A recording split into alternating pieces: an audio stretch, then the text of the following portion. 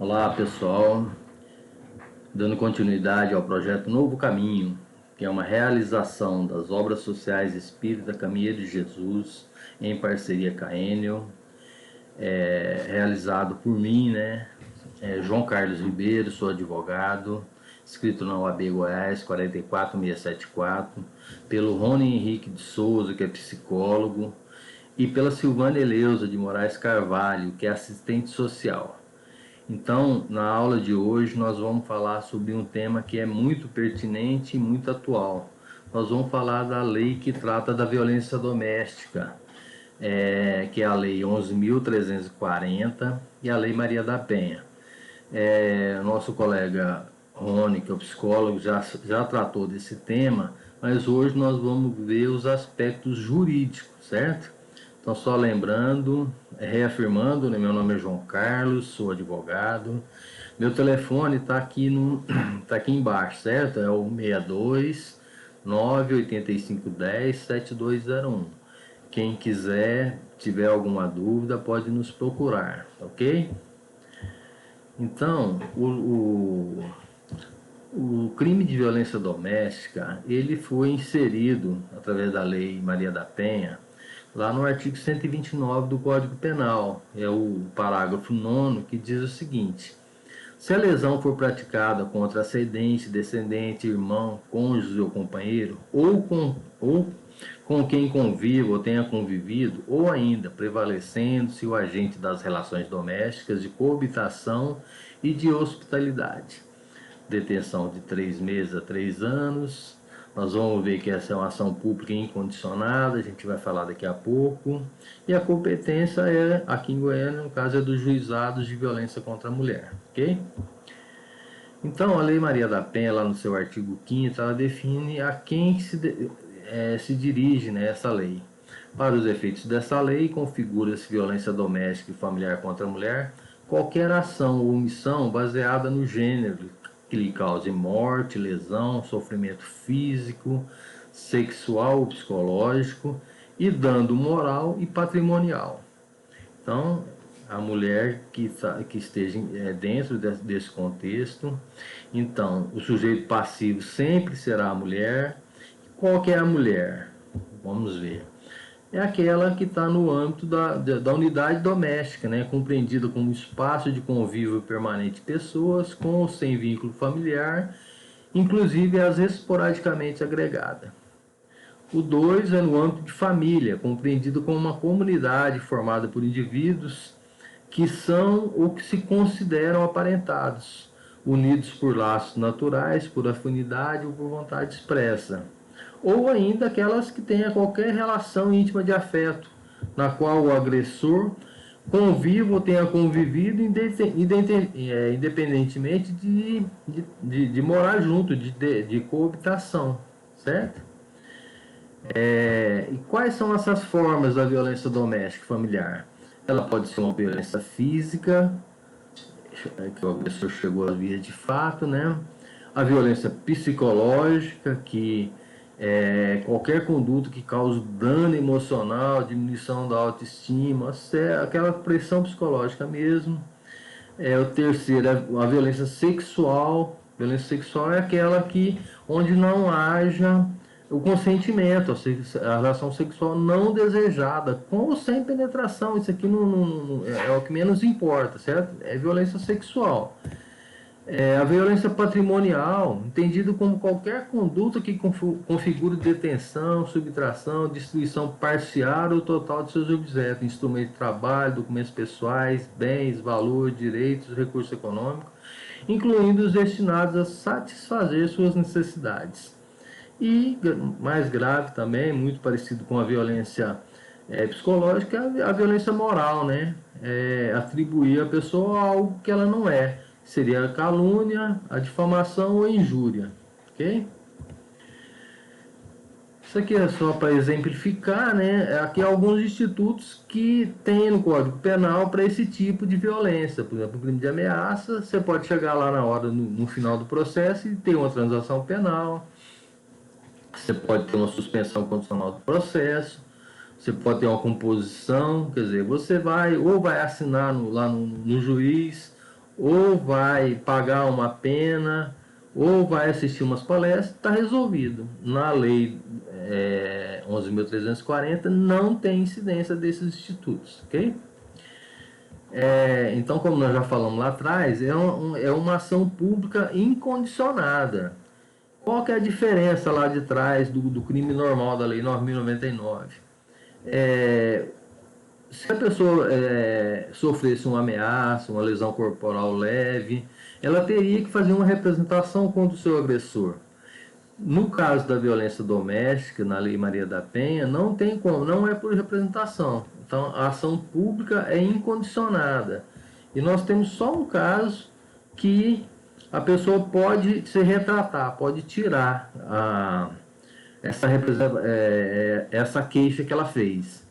Então, o artigo 16 da lei fala o seguinte: nas ações penais públicas condicionadas à apresentação da ofendida de que trata essa lei, só será admitida a renúncia à representação perante o juiz em audiência especialmente designada com tal finalidade, antes do recebimento da denúncia e ouvido do Ministério Público.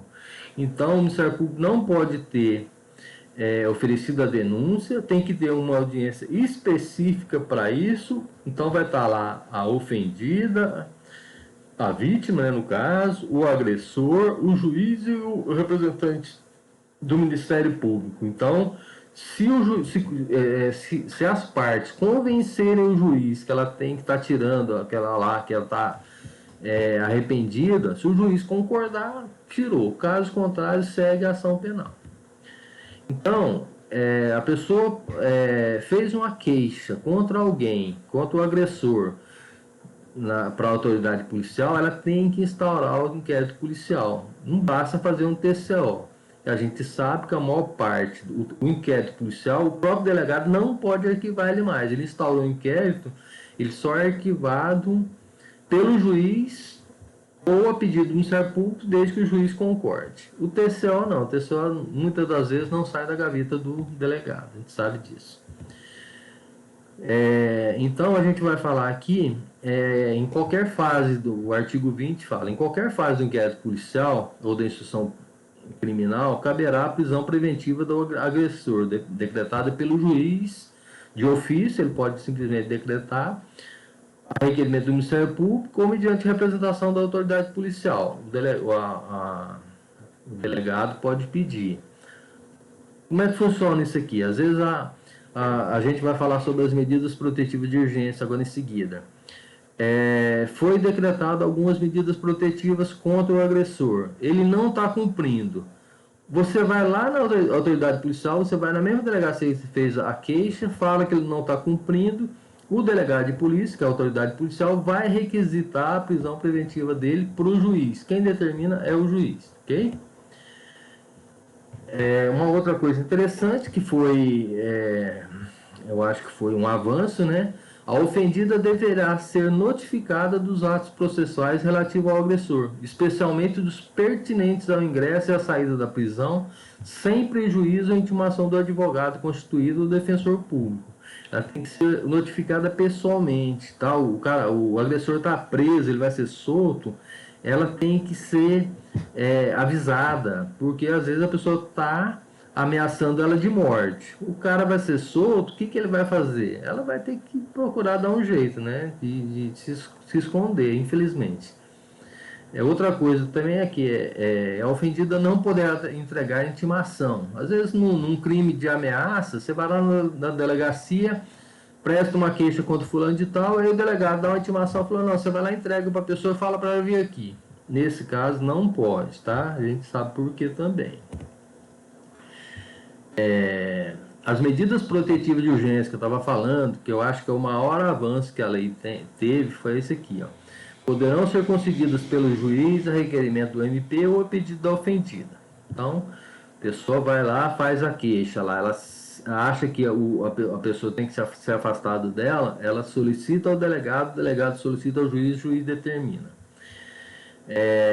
E elas vão ser concedidas de imediato, certo? Independente para ouvir as partes, Ministério Público. Então, o delegado pediu, o juiz já determina. É coisa de urgência. E realmente funciona ao pé da letra, tá? Então, as principais medidas que o juiz pode impetrar. Primeiro, que eu acho que é óbvio também, né? Suspensão da posse ou restrição do porte de arma. Se ela tiver, tem que tirar, porque senão ela pode chegar em vias de fatos mais graves. Segundo, afastamento do lar, domicílio ou local de convivência com a ofendida. Se ele está ameaçando ela, não tem por que ficar junto, né? Terceiro, proibição de determinadas condutas, entre as quais a aproximação da ofendida e de seus familiares, das testemunhas, fixando o limite mínimo de distância entre eles e o agressor. A primeira coisa que o juiz normalmente coloca é isso aqui. Não, vai ficar 300 metros de distância, 500 metros de distância. Se a pessoa for reincidente aqui, o juiz pode fazer o seguinte: existe um dispositivo que instalar tornozeleira eletrônica na pessoa e a vítima fica com um botão, chama-se botão de pânico. Ele aproxima, esse botão dispara. Então, é uma medida também que pode ser, isso aqui em caso mais extremo, né? Isso aqui normalmente quando o agressor é preso, vai ser solto, às vezes coloca-se esse botão de pânico. Proibir o contato com o ofendido, seus familiares, testemunho, qualquer meio de comunicação. Se está tendo ameaça, violência, não tem por que ficar perto, ok? Então, concluindo, o que é a Lei Maria da Penha? A Lei Maria da Penha não abrange toda e qualquer violência doméstica ou familiar contra a mulher, mas apenas aquela que pode ser qualificada como violência de gênero, isto é, atos de agressão motivados não apenas por questões estritamente pessoais, mas expressando posições de dominação do homem e subordinação da mulher, ok? Então, pessoal, esse é o projeto Novo Caminho, né? Estaremos abordando situações similares a essa no decorrer desse ano. Como nós já falamos no início, esse é um projeto de realização das obras sociais Espírita Caminho de Jesus, em parceria com a Enel. Com a minha participação, João Carlos, sou advogado, participação também do Rony Henrique, que é psicólogo, e da Silvânia Eleusa, que é assistente social. Pedimos, pessoal, que interajam com a gente pelo WhatsApp, pelo Instagram, forneça para a gente sugestões de novos temas, considerações sobre os temas que nós estamos abordando. Isso é de extrema importância para a gente, tá bom? Fiquem com Deus, tenham uma ótima semana.